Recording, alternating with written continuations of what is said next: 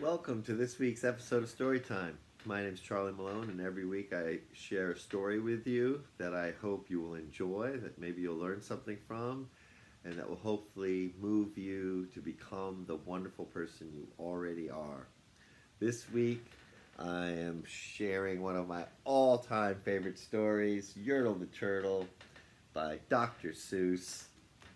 I think I've been doing this for over a year, and I haven't read a Dr. Seuss story yet, so this is a great one to start with. Yertle the Turtle.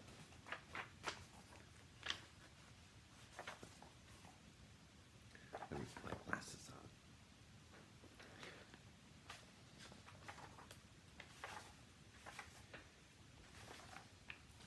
Yertle the Turtle. One On the faraway island of Salamasond, Yertle the Turtle was king of the pond. A nice little pond. It was clean, it was neat. The water was warm, there was plenty to eat. The turtles had everything turtles might need, and they were all happy, quite happy indeed. They were, until Yertle, the king of them all, decided the kingdom he ruled was too small. "I'm ruler," said Yertle, "of all that I see, but I don't see enough. That's the trouble with me. With this stone for a throne I look down on my pond, but I cannot look down on the places beyond. This throne that I sit on is too low down. It ought to be higher," he said with a frown. "If I could sit high, how much greater I'd be. What a king! I'd be ruler of all that I see." So Yertle the Turtle King lifted his hand, and Yertle the Turtle King gave a command. He ordered 9 turtles to swim to his throne, and using these turtles, he built a new throne. He made each turtle stand on another one's back, and he piled them all up in a 9-turtle stack. And then Yertle climbed up. He sat down on the pile. What a wonderful view! He could see most a mile. "All mine!" Yertle cried. "Oh, the things I now rule! I'm king of a cow, I'm king of a mule, I'm king of a house, and what's more beyond that, I'm king of a blueberry bush and a cat. I'm Yertle the Turtle, oh marvelous me, for I am the ruler of all that I see." And all through that morning he sat there up high, saying over and over, "A great king am I!" Until long about noon, then he heard a faint sigh. "What's that?"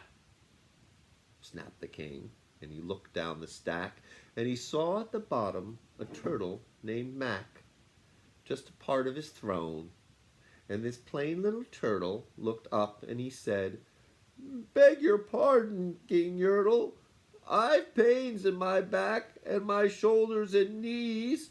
How long must we stand here, your majesty, please?" "Silence!" the king of the turtles barked back. "I'm king, and you're only a turtle named Mac. You stay in your place while I sit here and rule. I'm king of a cow, I'm king of a mule, I'm king of a house and a bush and a cat. But that isn't all. I'll do better than that. My throne shall be higher," his royal voice thundered. "So pile up more turtles. I want about 200. Turtles, more turtles," he bellowed and brayed, and the turtles way down in the pond were afraid. They trembled, they shook, but they came, they obeyed. From all over the pond they came swimming by dozens, whole families of turtles with uncles and cousins, and all of them stepped on the head of poor Mac. One after another they climbed up the stack. Then Yertle the Turtle was perched up so high he could see 40 miles from his throne in the sky. "Hooray!" shouted Yertle. I'm king of the trees, I'm king of the birds, and I'm king of the bees. I'm king of the butterflies, king of the air. Ah me, what a throne, what a wonderful chair. I'm Yertle the Turtle, oh marvelous me, for I am the ruler of all that I see. Then again, from below, in the great heavy stack, came a groan from that plain little turtle named Mac. Your Majesty, please, I don't like to complain, but down here below, we are feeling great pain. I know up on top you are seeing great sights, but down at the bottom, we too should have rights. We turtles can't stand it. Our shells will all crack. Besides, we need food. We're starving, groaned Mac. You hush your mouth, howled the mighty King Yertle. You've no right to talk to the world's highest turtle. I rule from the clouds, over land, over sea. There's nothing, no nothing, that's greater than me. But while he was shouting, he saw with surprise that the moon of the evening was starting to rise up over his head in the darkening skies. What's that? Snorted Yertle. Say, what is that thing that dares to be higher than Yertle the king? I shall not allow it. I'll go higher still. I'll build my throne higher. I can and I will. I'll call some more turtles. I'll stack them to heaven. I need about 5,607.